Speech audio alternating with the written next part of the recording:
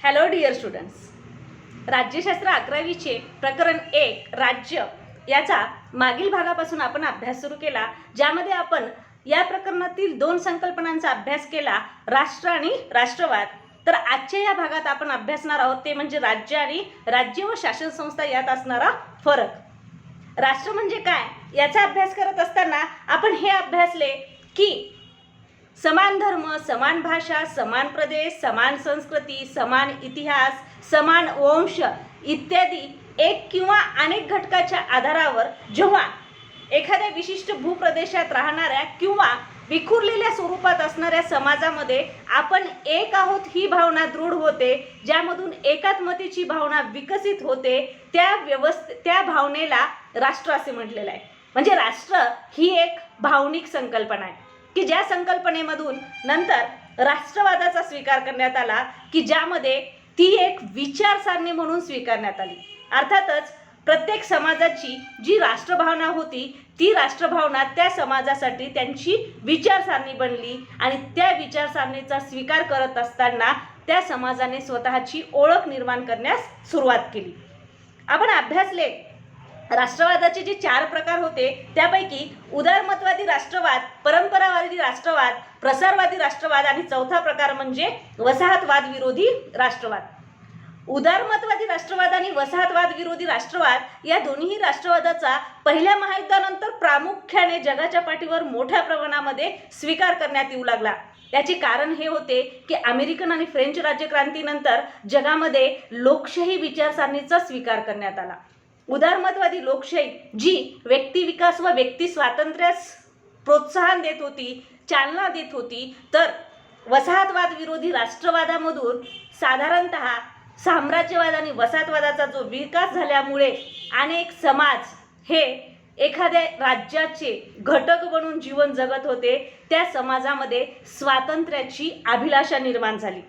मग या दोन्हीही राष्ट्रवादातून जे विकसित झालेला राष्ट्रवाद होता तो राष्ट्रवाद म्हणजे प्रागतिक राष्ट्रवाद. अर्थातच राष्ट्र आणि राष्ट्रवाद या दोन संकल्पनेचा अभ्यास करत असताना अनेक वेळेला आपण म्हटलं की मग भारत हे राष्ट्र आहे तर राज्य कसे काय आहे. भारत जर ब्रिटिश कालखंडामध्ये त्यांच्याकडे स्वातंत्र्यासाठी एकात्मतेची भावना निर्माण झालेली होती म्हणून तेव्हा राष्ट्र होता, तर आज राष्ट्र आहे का. भारतीय संविधानाच्या उद्देशपत्रिकेचे आज आपण रोज वाचन करतो. उद्देशपत्रिकेचे वाचन करत असताना संविधानाचा सरनामा उद्देशपत्रिका याची वाचन करत असताना पहिलेच वाक्य आहे की आम्ही भारताचे लोक भारतासाठी एक सार्वभौम समाजवादी धर्मनिरपेक्ष लोकशाही गणराज्य निर्माण करण्याचा. अर्थातच यामध्ये शब्दप्रयोग आलेला आहे, काय, सार्वभौम. मग हा सार्वभौम म्हणजे काय, लोकशाही गणराज्य या शब्दांचा आपण नंतर पुढील काळामध्ये अभ्यास करणार आहोत प्रकरण 2 आणि 3च्या अनुषंगाने. पण सार्वभौम हे काय आहे, सार्वभौम म्हणजे काय आणि सार्वभौम या व्यवस्थेचा राज्याशी काय संबंध आहे याचा अभ्यास करत असताना राष्ट्र आणि राज्य यामध्ये असणाऱ्या साधर्म्याचा आपल्याला अभ्यास होतो. राज्य ही संकल्पना आधुनिक काळातील संकल्पना नाही आहे. या संकल्पनेचा स्वीकार हा समाज निर्मितीनंतर त्यावेळेस करण्यात आला जेव्हा समाजाने ग्रीक नगर राज्याच्या कालखंडामध्ये समाज निर्मितीनंतर शासन व्यवस्थेचा स्वीकार केला. म्हणजेच समाजाला सुरळीतपणे चालवण्यासाठी एका नियंत्रित शासकाची गरज ही समाजाला भासू लागली आणि त्यासाठी प्रतिनिधित्व लोकशाहीची संकल्पना स्वीकारत असताना प्रत्यक्ष लोकशाहीचा प्रकार म्हणून ग्रीक नगर राज्याच्या कालखंडामध्ये प्रत्यक्ष लोकशाहीचा शासन संस्थेचा स्वीकार करण्यात आला. म्हणजेच समाज होता, भूप्रदेश होता आणि लोकशाही शासन व्यवस्था होती. पुढील काळामध्ये त्याचे बदल होत गेले. राजेशाही आली, सरंजामशाही आली, त्याचबरोबर साम्राज्यवाद आणि वसाहतवादाचा विकास झाला आणि जगाच्या पाठीवर राज्याचा विकास हा वेगवेगळ्या कालखंडामध्ये वेगवेगळ्या पद्धतीने होत गेला.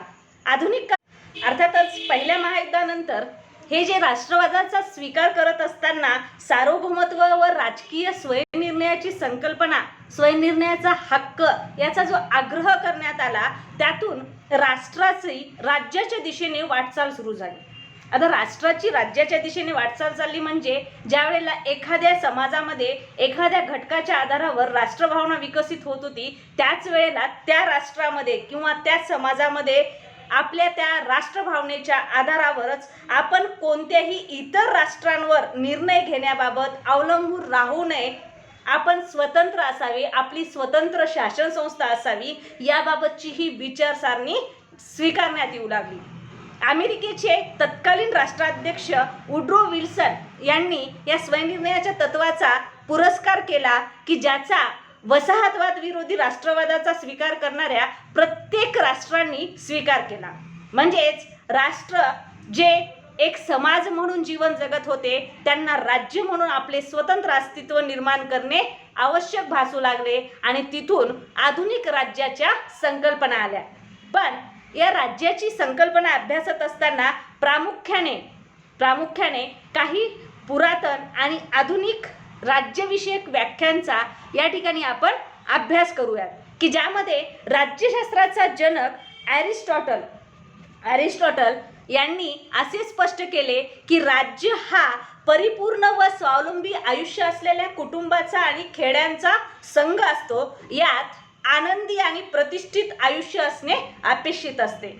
म्हणजेच राज्य ही एक असा समाज की ज्यामध्ये अनेक कुटुंब किंवा अनेक खेडे एकत्रित राहतात की जे स्वतंत्र आहेत, आनंदी आहेत आणि आपले स्वतःच्या इच्छेनुसार आयुष्य जगत आहेत. अशा समाजाला त्यांनी काय म्हटलं? राज्य असे म्हटलं. की जे अर्थातच हा समाज कसा आहे? खेड्यांचा संघ म्हणजे एका विशिष्ट भूप्रदेशावर स्थायिक झालेला हा समाज आहे. तर दुसरी व्याख्या येते जॉ बोर्डिन यांची की ज्यामध्ये राज्य हे कुटुंबाचे असे संघटन आहे की ज्यात कुटुंबे आणि त्यांच्या मालकीची साधने सर्वोच्च शक्ती आणि तसेच तर्काने शासित असते. म्हणजेच या व्याख्येमध्ये त्यांनी कुटुंब आणि त्याचबरोबर त्यांच्या स्वतंत्र शासन व्यवस्थेची मागणी केली. म्हणजेच ज्यावेळेला अरिस्टॉटलने प्रत्यक्ष लोकशाहीला अनुसरून असणाऱ्या एखाद्या राज्यविषयक संकल्पनेचा स्वीकार केला तर बॉर्डिन यांनी त्यामध्ये स्वतंत्र शासन संस्थेच्या आवश्यकता निर्माण केली किंवा आवश्यकता दर्शवली. तर वुड्रो विल्सन यांनी जी व्याख्या दिली की त्यामध्ये एका विशिष्ट भूप्रदेशात कायद्यासाठी सुसंघटित केलेले लोक म्हणजे राज्य होय. ज्याला दुसऱ्या भाषेत आपण असं म्हणू शकतो की राजकीय दृष्ट्या सुसंघटित झालेला समाज म्हणजे काय आहे? राज्य. अर्थातच प्राध्यापक लास्की यांनी जी व्याख्या केली त्यामध्ये वाटून दिलेल्या भौतिक क्षेत्रात धर्म संस्था सर्व संस्थांवर श्रेष्ठत्वाचा दावा करणारे लोक आणि शासन यात विभागलेल्या भूप्रदेशात्मक समाज म्हणजे राज्य होय. की ज्यामध्ये त्यांनी हे स्पष्ट केलं की भौतिक क्षेत्रात म्हणजे निश्चित अशा भूप्रदेशात सर्व संस्थांवर श्रेष्ठत्वाचा दावा करणारे लोक म्हणजे सर्व सामाजिक संस्था, मग त्यामध्ये धार्मिक, आर्थिक, राजकीय, सामाजिक या सर्व सामाजिक संस्थांवर नियंत्रण करण्यासाठी लोक किंवा शासन संस्था असते. असा समाज जो एका विशिष्ट भूप्रदेशावर राहतो त्याला काय म्हटलं? राज्य होय. अर्थातच या राज्याच्या व्याख्या करत असताना अरिस्टॉटल पासून ते लास्कीपर्यंतच्या व्याख्यांचा अभ्यास केला तर आपल्याला राज्य या संकल्पनेमध्ये किंवा राज्य ज्या 4 घटकांच्या आधारावर निर्माण होते ते 4 घटक म्हणून आपण संबोधू शकतो. ते म्हणजे सार्वभौमत्व, शासन संस्था, भूप्रदेश आणि लोकसंख्या. पहिला जो घटक आहे राज्य निर्मितीचा तो म्हणजे सार्वभौमत्व. सार्वभौमत्व हा शब्द कधी कधी स्वातंत्र्याला अनुसरून स्वीकारला जातो. सार्वभौमत्व म्हणजे स्वातंत्र्य, पण नेमके हे स्वातंत्र्य कुणाचे? ब्रिटिश कालखंडामध्ये भारत सार्वभौम नव्हता. भारतामध्ये समाज होता, भारतामध्ये शासन संस्था होती, मात्र भारत स्वतंत्र नव्हता. अर्थातच सार्वभौमत्व आणि स्वातंत्र्य या एकच नाण्याच्या 2 बाजू किंवा एकमेकास पूरक संकल्पना म्हणून स्वीकारल्या जातात. याचे कारण असे आहे की सार्वभौमत्वाचा वापर करण्याचा अधिकार हा शासन संस्थेला असतो, तर ही शासन संस्था राज्याच्या अंतर्गत आणि राज्याच्या बाहेर निर्णय घेत असताना स्वतंत्र असणे, इतर कोणत्याही शासन संस्थेवर ती निर्भर असू नये किंवा त्या शासन संस्थेचा त्यावर दबाव असू नये, या व्यवस्थेला काय म्हणतात? सार्वभौमत्व. म्हणजे एक राज्य निर्माण होण्यासाठी आवश्यकता असते ती म्हणजे सार्वभौमत्वाची, की ज्यामधून सार्वभौमत्व निर्माण करण्यासाठीच किंवा सार्वभौमत्व मिळवण्यासाठीच भारताने जो ब्रिटिशांविरुद्ध स्वातंत्र्याचा लढा लढला, मग तो जहालवादी असो किंवा मोवाळवादी विचारसरणीचा, त्या लढ्यातून 1950ला 1947ला स्वातंत्र्य मिळाल्यानंतर 1950ला भारतीय संविधानाचा स्वीकार करण्यात आला आणि या संविधानाची अंमलबजावणी करत असताना भारताला सार्वभौम राज्य या स्वरूपामध्ये स्वीकारण्यात आले, जे संविधानाच्या सरनाम्यात उद्देशपत्रिकेमध्ये नमूद करण्यात आले. कारण याचे असे होते की आता भारतामध्ये असणारी शासन संस्था ही भारतीय जनतेची होती, भारतीय भूप्रदेशावर राहणाऱ्या लोकांची होती. त्यावर ब्रिटिश किंवा इतर कुणाचीही अधिकार सत्ता नव्हती आणि म्हणून कोणतेही राज्य निर्माण होण्यासाठी आवश्यक घटक आहे तो म्हणजे सार्वभौमत्व. दुसरा घटक सांगितला जातो तो म्हणजे शासन संस्था. ज्यावेळेला सार्वभौम राज्याला स्वतःची शासन संस्था असणे आवश्यक असते, कारण सार्वभौमत्वाचा वापर करत असताना शासन संस्था ही स्वतंत्र असेल तरच सार्वभौमत्वाला अर्थ आहे. जर शासन संस्था आहे मात्र ती सार्वभौम नाही आणि सार्वभौम असणाऱ्या लोकांमध्ये स्वतःची शासन संस्था नसेल तर अशा वेळेला राज्य निर्माण होऊ शकत नाही. याचे कारण असं आहे की आधुनिक कालखंडामध्ये लोकसंख्या ही प्रत्येक राज्यामध्ये वाढलेली किंवा झपाट्याने वाढलेली आढळून येते. मग अशा वाढलेल्या लोकसंख्या समाजाला नियंत्रित आणि स्वतंत्र विकसित जीवन देणारी शासन संस्था असणे ही त्या राज्याची प्राथमिक गरज असते आणि म्हणून शासन संस्था हा राज्याचा दुसरा घटक म्हणून संबोधला जातो. अर्थातच हा घटक संबोधत असताना शासन संस्थेचे अनेक प्रकार आहेत. शासन संस्थेचे प्रकार म्हणत असताना एक राजेशाही आणि दुसरा लोकशाही, तिसरा हुकुमशाही, मात्र तो आज नामशेष झालेला प्रकार. पण आधुनिक कालखंडामध्ये सार्वभौम संकल्पनेचा स्वीकार करत असतानाच लोकशाही शासन व्यवस्था प्रामुख्याने जगाच्या पाठीवर सर्व राज्य स्वीकारत असताना आपल्याला आढळून येतात की ज्यामध्ये शासन संस्था म्हणून कार्य करण्यासाठी अनेक विभागाची निर्मिती केली जाते, ज्यात कायदेमंडळ, न्यायमंडळ, कार्यकारी मंडळ, नोकरशाही हे शासन संस्थेचे घटक म्हणून कार्य करतात, जे समाजासाठी, त्या भूप्रदेशांतर्गत राहणाऱ्या समाजासाठी स्वतंत्र कायदे करणे, निर्णय घेणे, त्यांची अंमलबजावणी करणे, तसेच समाजाचे व राज्याचे संरक्षण आणि संवर्धन करणे या प्रकारची कार्य करत असताना आपल्याला आढळून येतात. शासन संस्था ही समाज आणि राज्याच्या संरक्षणासाठीची आवश्यक असणारा राज्याचा एक अविभाज्य घटक आहे. तर तिसरा घटक येतो तो म्हणजे भूप्रदेश.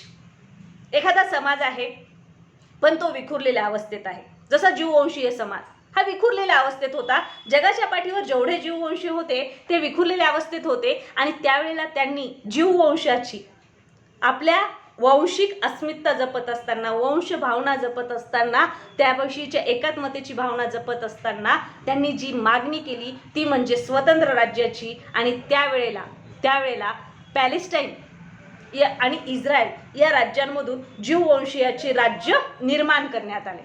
म्हणजेच समान भावना, एकात्मतेची भावना ही कोणत्याही घटकाच्या आधारावर असू द्या, ज्यावेळेला ती विकसित होते. मात्र जर ते जनता, तो समाज विखुरलेल्या अवस्थेत असेल तर त्यांच्यासाठी शासन संस्था कार्य करू शकत नाही. प्रत्येक समाजासाठी नियंत्रित शासन व्यवस्था निर्माण करण्यासाठी जे आवश्यक घटक आहे तो म्हणजे भूप्रदेश. कारण भूप्रदेश नसेल तर समाज हा विखुरलेल्या अवस्थेत असताना शासन व्यवस्था आपले कार्य करू शकणार नाही.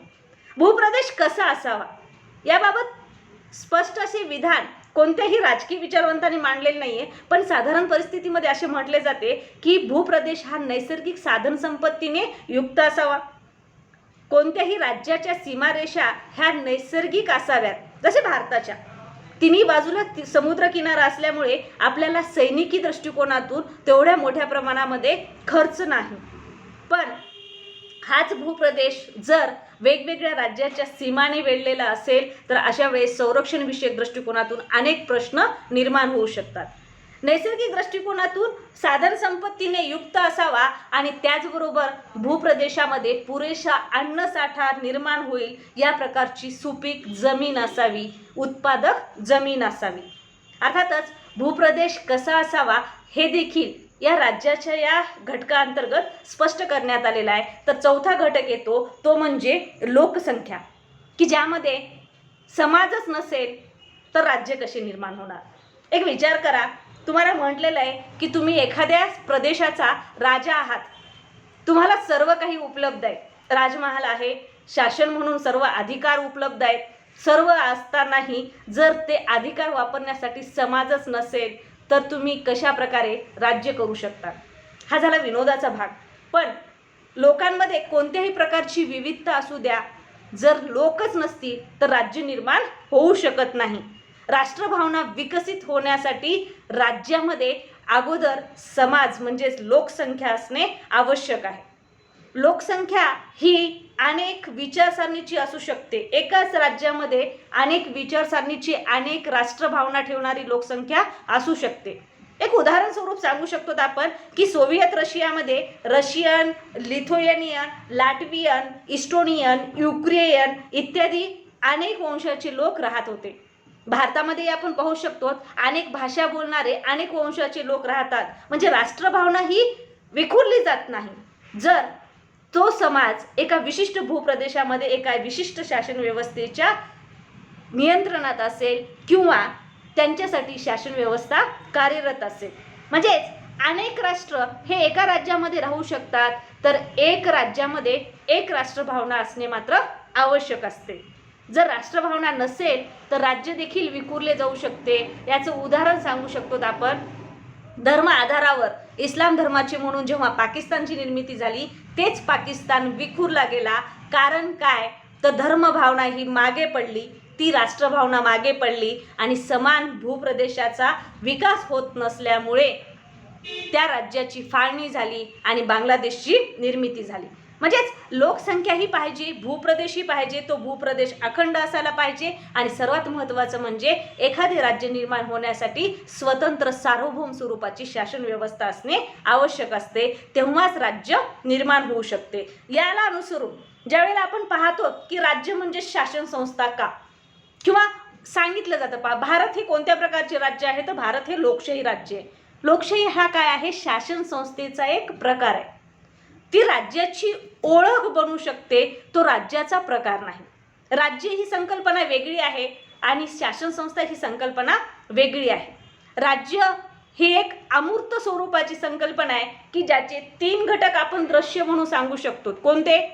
शासन संस्था, त्याचबरोबर लोकसंख्या आणि भूप्रदेश. पण जी सार्वभौमत्व ही जी संकल्पना आहे ती अमूर्त स्वरूपाची. ती संकल्पना जगायची आहे, ती स्वीकारायची आहे, ती प्रदान केली जाते, ती भावनिक दृष्टिकोनातून आहे. मग अशा वेळेला राज्य ही अमूर्त स्वरूपाची संकल्पना आहे तर शासन संस्था ही मूर्त स्वरूपाची संकल्पना आहे. या राज्य आणि शासन संस्था यातील फरक पाहत असताना की शासन संस्था मूर्त स्वरूपाची आहे, कारण शासन संस्था म्हणून कार्य करणारे जे घटक असतात, कायदे मंडळ, कार्यकारी मंडळ, न्यायमंडळ, नोकरशाही हे जे विभाग आहेत ते एखादी इमारत, समूह, लोकसमूह, त्या ठिकाणी काम करणारा वर्ग, त्या प्रतिनिधी या सगळ्यांच्या स्वरूपामध्ये ती व्यवस्था आपण पाहू शकतो, अनुभवू शकतो. शासन संस्था ही मूर्त स्वरूपाची संकल्पना आहे. तर दुसरा फरक सांगितला जातो तो म्हणजे शासन संस्थेपेक्षा राज्याचे स्वरूप अधिक व्यापक असते. त्यात सर्व सार्वजनिक संस्था तसेच समाजातील सर्वांचाच नागरिक म्हणून समावेश होतो. अर्थातच शासन संस्था ही एक व्यापक स्वरूपाची संकल्पना आहे. का? कारण शासन संस्था ही शासन संस्था ही राज्य संस्थेचा एक घटक आहे. शासन संस्था म्हणजे राज्य नाही. कारण राज्यामध्ये धार्मिक, शैक्षणिक, सामाजिक, आर्थिक, राजकीय या सर्व दृष्टिकोनातून स्थायिक झालेला जो समाज आहे ते सर्वच समाजातील नागरिक हे कोण आहेत? राज्याचे नागरिक आहेत. म्हणून राज्य ही एक व्यापक संकल्पना आहे तर शासन संस्था हा फक्त राज्याचा एक भाग आहे जो राज्याला एक सुरळीत स्वरूप निर्माण करून देण्याचा प्रयत्न करत असतो. तर तिसरा फरक सांगितला जातो तो म्हणजे राज्य हे कायमस्वरूपी असते, शासन संस्था हे निश्चित कालावधीसाठी असते किंवा त्यात बदल होऊ शकतो. आधुनिक काळात लोकशाहीचा स्वीकार केला गेलेला आहे किंवा राजेशाहीमध्ये आपण पाहू शकतो की राजाच्या मृत्यूनंतर त्याचा असणारा जो वंशज आहे तो परत त्या गादीवर येतो, म्हणजे शासन संस्था बदलली जाते. त्या राजेशाहीमध्येही त्यांचा असणारा जो प्रधान मंडळ आहे ते देखील बदलले जाते, त्यांची कार्यव्यवस्था बदलली जाते. लोकशाहीमध्ये तर निश्चितच शासन संस्थेमध्ये बदल होतात.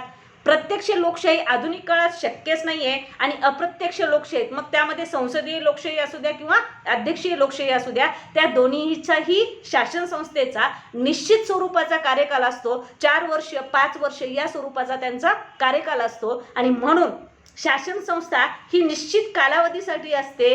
तर शासन संस्था कितीही बदलल्या तरीही राज्य हे मात्र कसे असते, कायमस्वरूपी असते. राज्य यामध्ये बदल होत नाही. राज्य ही एक कायमस्वरूपी असणारी संस्था आहे किंवा एक असा प्रदेश की जो बदलला जात नाही. त्यानंतरचा आणखी एक चौथा फरक सांगितला जातो की राज्य ही व्यक्तिनिरपेक्ष असते. ती राजकीय दृष्ट्या तटस्थ संकल्पना आहे, ती व्यक्तिनिरपेक्ष आहे. राज्यामध्ये व्यक्ती विकासाला, व्यक्ती स्वातंत्र्याला प्राधान्य दिले जाते, मात्र व्यक्ती म्हणजे राज्य नाही असा प्रयत्न हिटलरने केला. हिटलरची ती असणारी हुकुमशाही तिथल्याच जनतेने हाणून पाडली.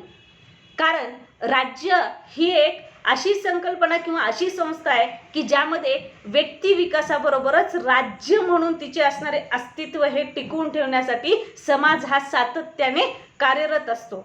तर शासन संस्था ही विचारप्रणालीवर असणारी एक अजेंडा असते किंवा विचारप्रणाली आधारित असणारी एक व्यवस्था की ज्यामध्ये ती फक्त धोरणांची अंमलबजावणी करत असते.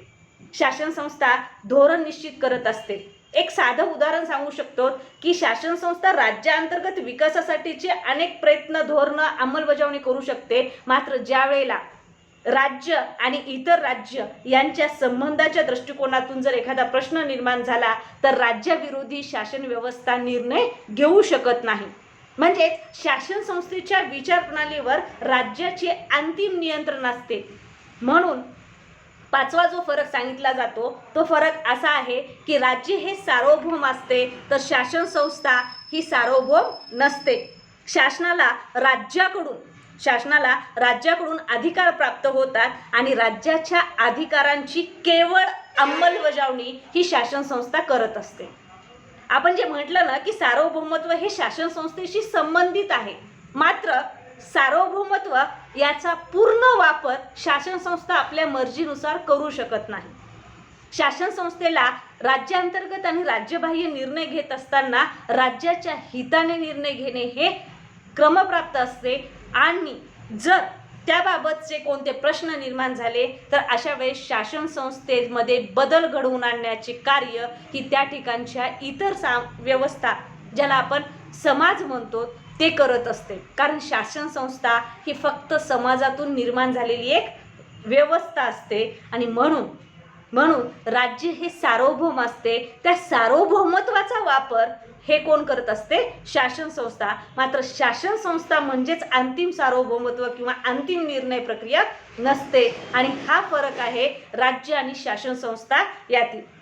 विद्यार्थ्यांनो, या ठिकाणी आपण जे प्रकरण 1 मध्ये अनेक संकल्पनांचा अभ्यास केला, त्या संकल्पनांना अभ्यासत असताना आपल्याला हे निश्चित लक्षात आले की एका राज्यामध्ये राष्ट्रभावना असू शकते आणि राष्ट्रभावना ही एकाच वेळेला अनेक राज्यात देखील असू शकते.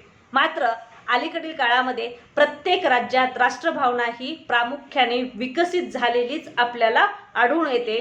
कारण राज्याचे अस्तित्व हे समाजाच्या एकात्मतेमध्ये दडून असते आणि म्हणून चारीही संकल्पना जरी वेगवेगळ्या असल्या तरीही त्या एकत्रित असणे